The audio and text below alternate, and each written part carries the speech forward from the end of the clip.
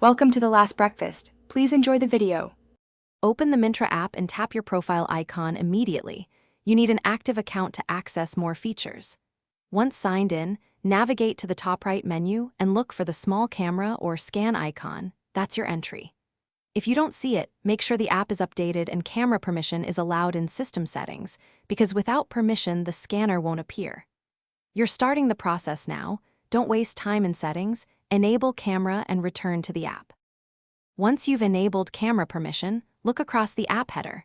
The QR scanner is often integrated near the search field or in a quick access header icon. Tap the camera symbol to open the scanner. The app launches a simple rectangular guide that helps you align the code. Move the phone steadily and center the QR code until the app recognizes it. This reduces misreads.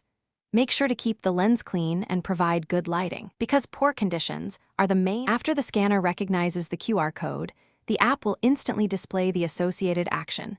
Open a product page, apply a coupon, or navigate to a link, so tap to proceed. If nothing happens, try again with improved lighting and a firmer hold to stabilize focus. Sometimes slight movement prevents recognition.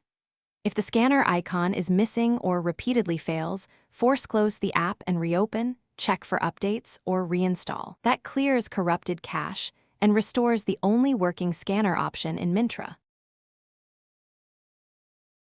Thanks for watching. If this was helpful, leave a like and consider subscribing. See you next time.